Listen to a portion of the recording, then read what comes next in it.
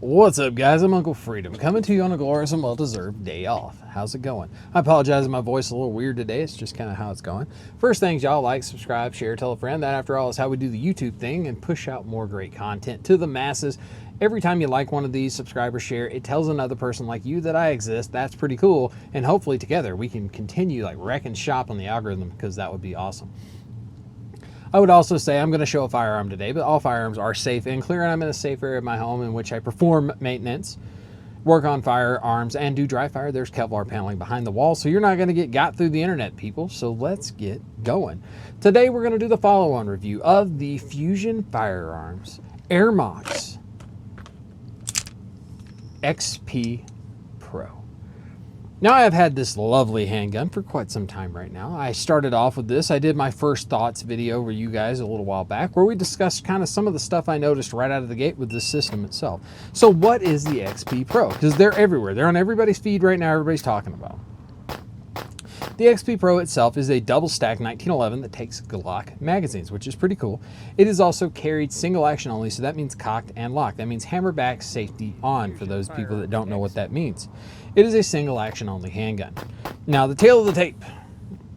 The Fusion Ermox XP-Pro is a 17-round capacity grip over here with a 4-inch barrel, so it fits kind of into that Glock 45 world, right? That system that I find so good because I like that slightly shorter slide. I love that big grip. It helps to fill out in my hand. I can shoot it a lot better than I think, which means it's more of that hybrid style. It's a chambered for a 9mm projectile. It is a semi-automatic single action with an unloaded weight of 35.5 ounces.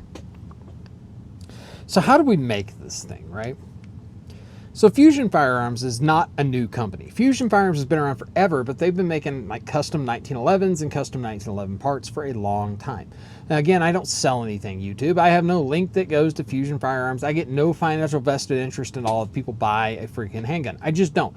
I am simply producing educational content, hopefully helping people to make better informed decisions with their hard-earned money that doesn't go as far as it used to. So the slide and the frame of this is actually machined out of bar stock stainless steel, which is pretty cool if you ask me. They are amazingly well done. There is zero finishing chatter marks, anything. It's just an extremely clean firearm. Like looking at it, it's just freaking clean, right?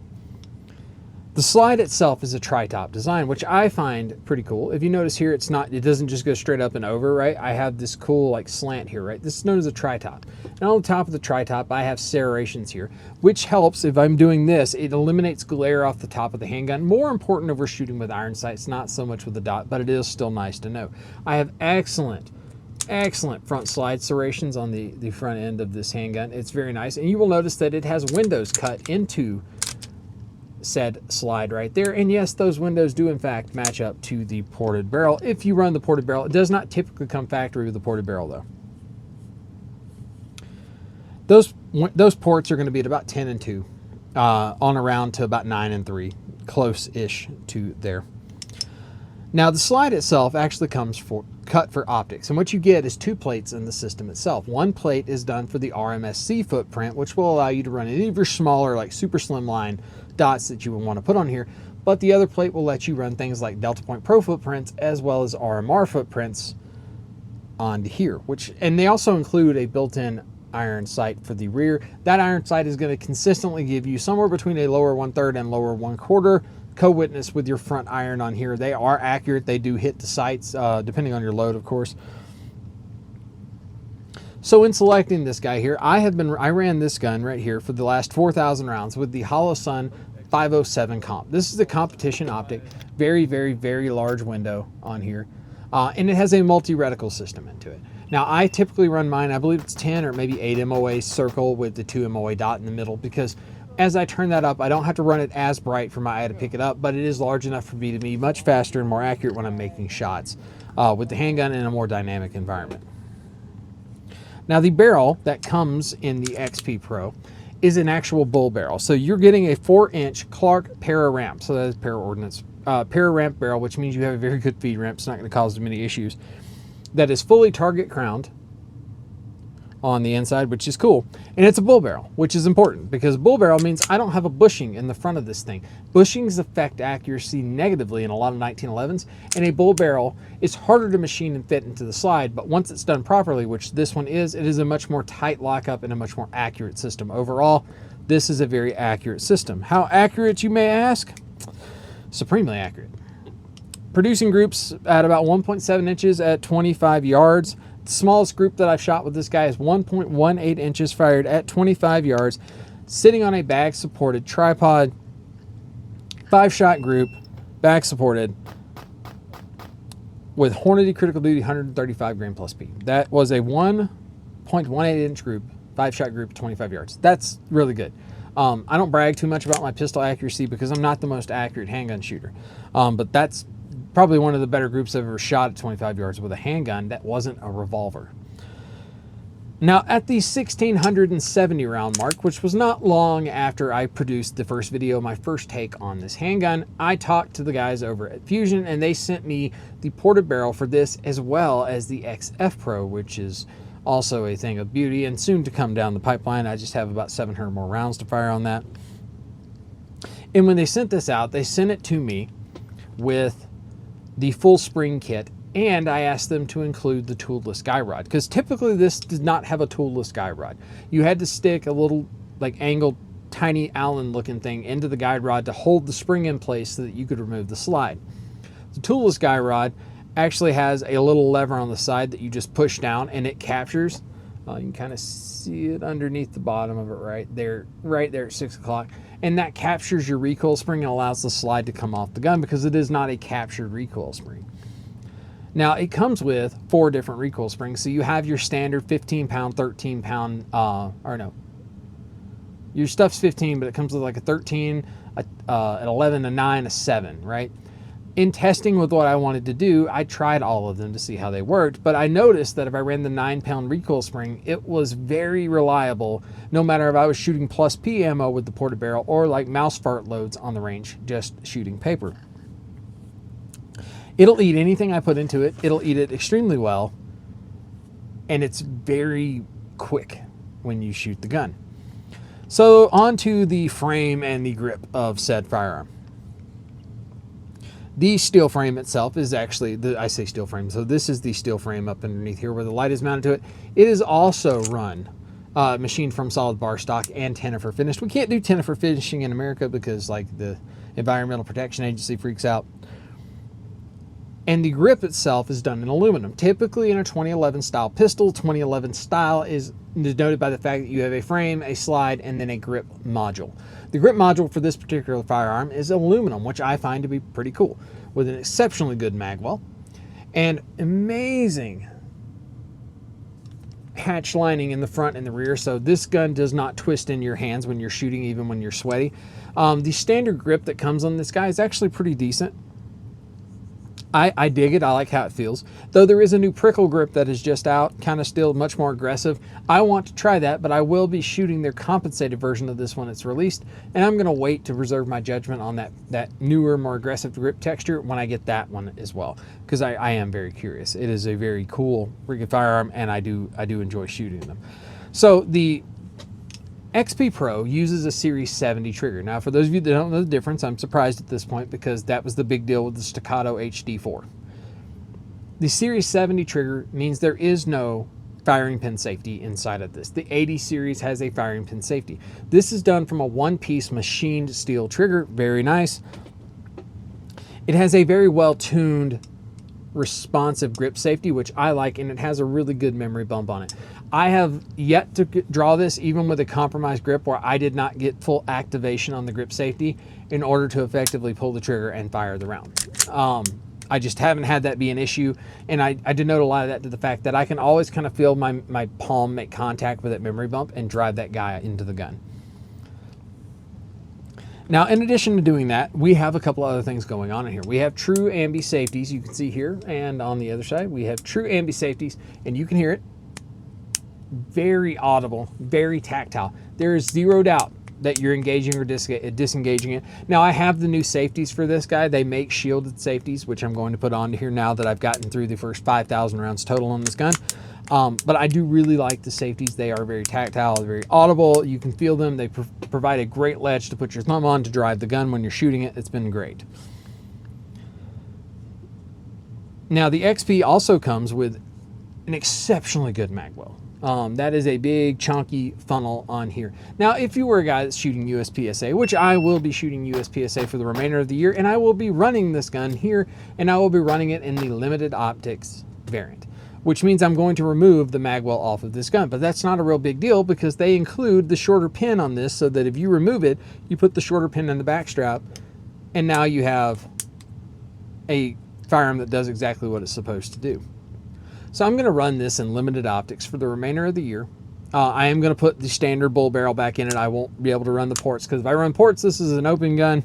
I'm not a big time USPSA shooter. I'm just getting back into it, but I feel like I need to do it, and I need to put out some more consistent stuff, and I need to go out and do some things on the range where somebody else is timing and grading my accuracy, and I feel like this is the best way to do it. I'm going to shoot 3 guns when I do it. I'm going to shoot my Glock 45 with the Radium Ramjet in the open division. Yes, I know it's a handicap. No, I don't care. I'm going to shoot the Glock 45 Koa, no magwell, in the carry optics division, and then I'm going to shoot this in limited optics minus the magwell with the standard bull barrel. Now, the XP as a standard, like I said, really good magwell that comes onto here, but it has another thing that other ones don't. So I get it and I don't get it. This has no MIM'd parts. Everything in here is machined. Now, here's the thing. I don't understand the MIM thing to the most part, right? Because here's the thing. You can badly machine steel parts, and you can have really good MIM parts.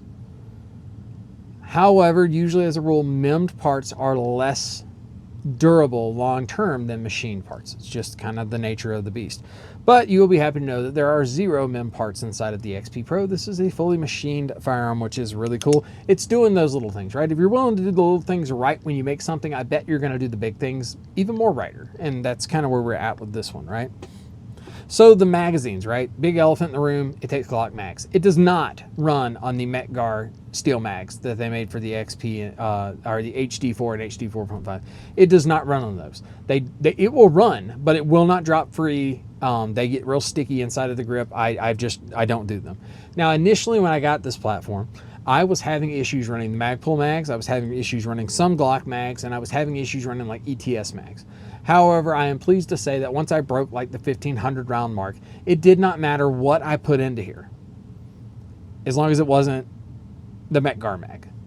It ran it consistently. It was effective. It dropped free every single time. I never had a malfunction related to the magazine.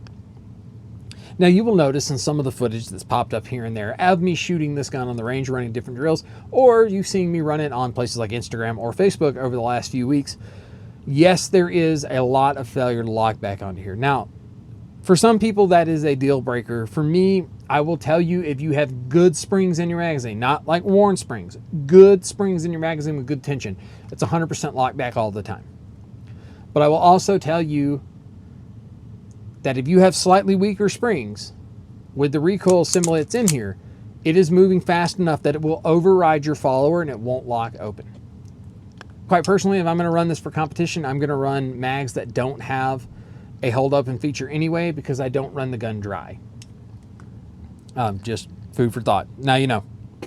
So the controls on the firearm itself, things like this ambi safety, are extremely well done. The magazine is cross-hatched, right? Or magazine release cross-hatched and textured, and it sits very proud of the firearm itself. No problems. One-handed grip, indexing and dropping a mag out of that. No problems.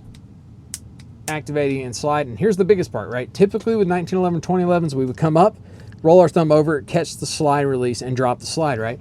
This slide stop is actually done in such a fashion that it sweeps back, and I can actually activate this guy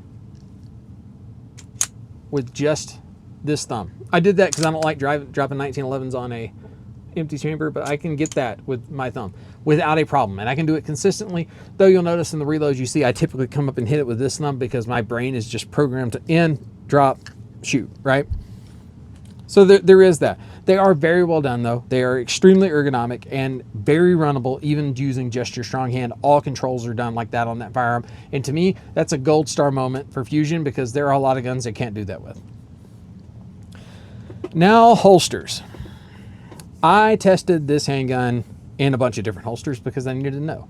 Now, primarily for concealment, I ran a Tenacore holster for this guy that was done for the Staccato 4-inch.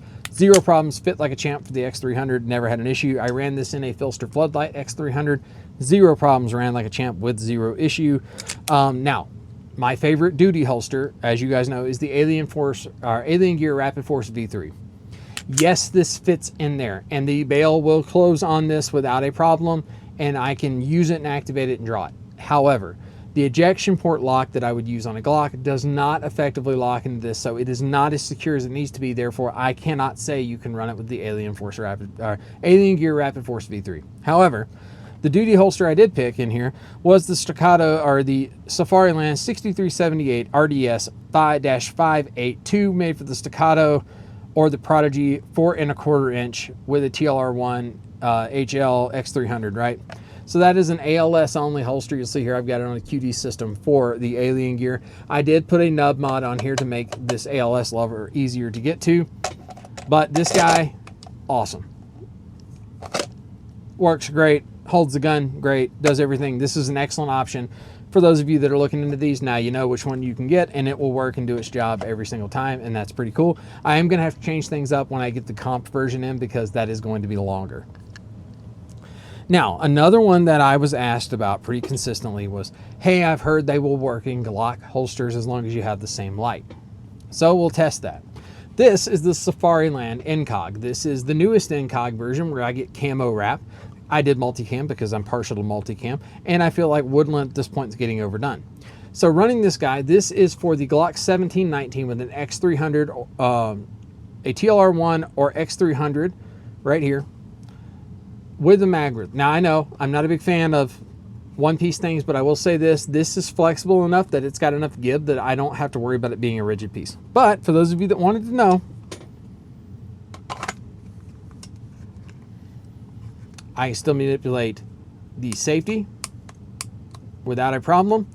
It's on there. I get a good grip. I can draw out. I can activate the safety, do whatever I need to do, and I can do that pretty effectively out of this holster. So yes, in fact, a Glock 17 or 19 holster for the X300 will in fact fit that. I can tell you it worked just fine in the Incog. You just witnessed it with your own two Mark I eyeballs. So get my notes done there. All right, so here's the next part of this. When I got in this ported barrel, I talked about this a little bit with the different mag stuff that I did with the toolless guide rod. So if you caught that, I was able to talk to the company and get a different guide rod, better springs, ported barrel, shielded safeties. You know why that's cool? There is a massive perk to this system, and it is because Fusion is well known for making gun parts and high-end stuff, and they were long before they brought these things to market with Ermox. That means I'm getting really good parts for this to optimize it for what I want to do, and I'm getting them made by people that make freaking parts here all the time. It's not a question if it's going to work. It's going to work because it was created by the people that knew what they were doing when they did it to begin with. That is awesome. You can upgrade, add stuff to these very easily, getting good stuff from the company and having that work done. I will also tell you, if you have to get gunsmithing work done, it's going to be done here by the folks down at Fusion. Now, somebody's going to ask about, because I said I love the shorter barrel with the full length grip, and I said let me explain that to you, right?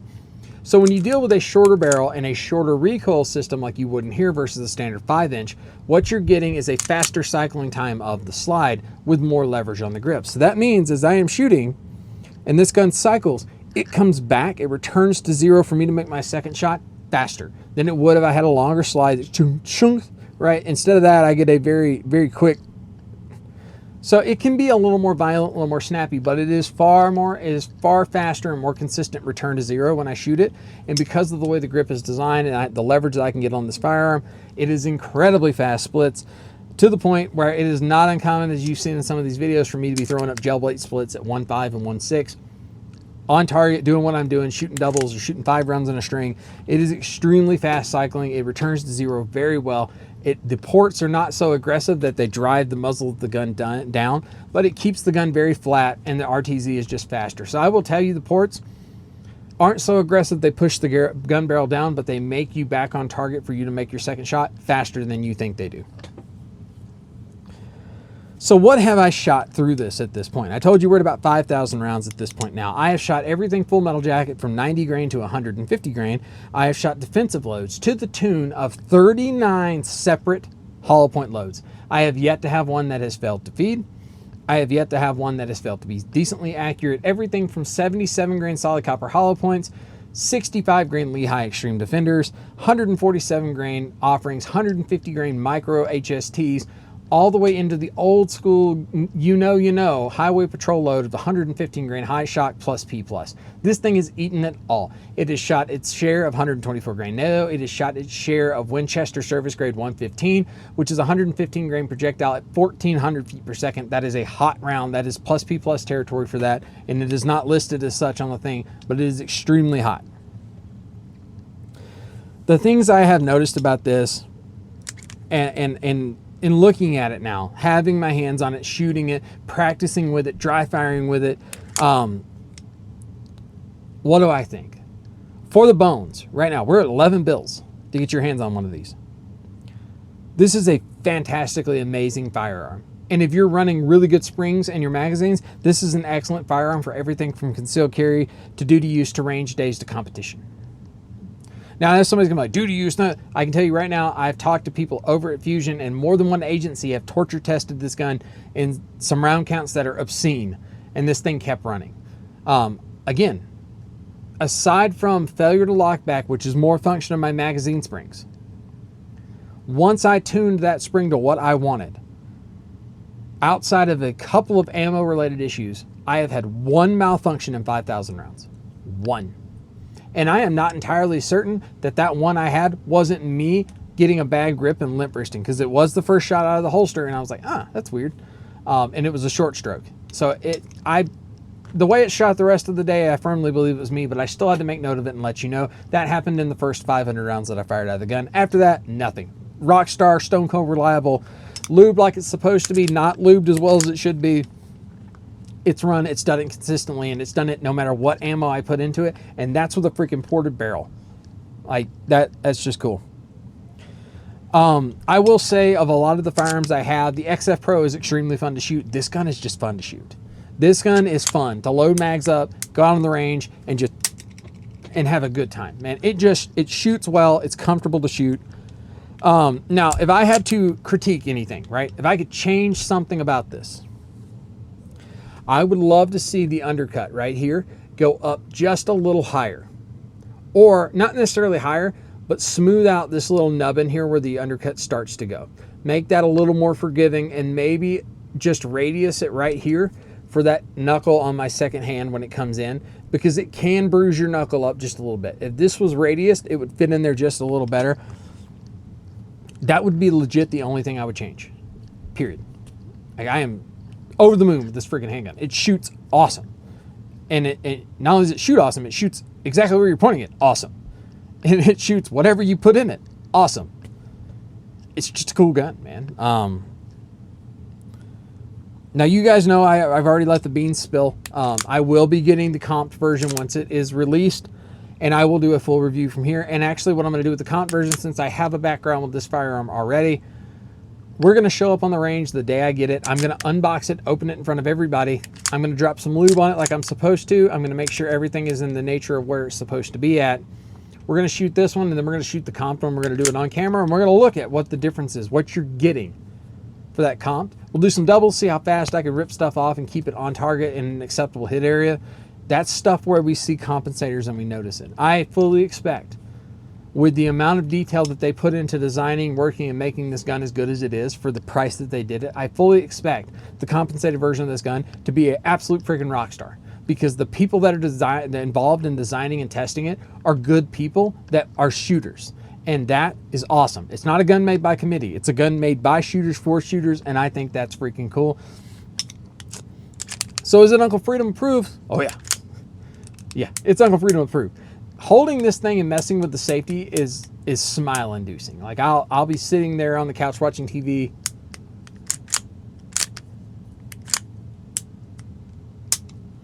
It's just fun to handle, man. It's a fun to handle gun. It is fun to shoot. It's accurate. It doesn't have malfunctions all the freaking time. So that means your time with it is enjoyable. It is just a cool firearm all the way around. I am super thrilled that Fusion Firearms saw fit to send out these to me and let me have time with them. I'm truly impressed by what you guys do. Don't worry, for those of you USPA guys, I will post up a redacted version of my practice score with my actual match scores for this firearm. So be tuned in over there on Patreon if you're not there, as well as Instagram and on Facebook. I will try to have that stuff up there. I'll probably try to put match footage over on Patreon so those guys will see everything first. But I figure that's the best way to do it. Let's go put my money where my mouth is and see how bad I qualify. But I'm going to do it with a gun that I have grown to just love, and it's fun to shoot. And I can tell you, shooting that versus shooting my Glock 45 with a Radian Ramjet or the Glock 45 with the Koa, I'm fast with the Ramjet 45. I'm accurate with the Ramjet 45. I am easily as fast, but consistently faster with this. 50,000 rounds plus on this gun. Probably easily 80,000 reps or more. 5,000 rounds.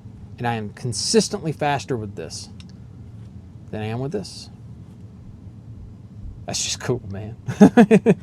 Anyway, guys, this has been my 5,000 round talking points video on the Fusion Firearms Ermox Defense XP-Pro 2011 styled pistol that takes Glock magazines. This thing is awesome. Definitely take a look at the ported barrels if you're on the fence, man. It's goofy fun to shoot. It's loud, and it shoots a really cool like V of smoke out of it, as you guys have seen throughout the video. So guys, I am Uncle Freedom. Take care of yourself, take care of each other, and until next time, I'll see you later.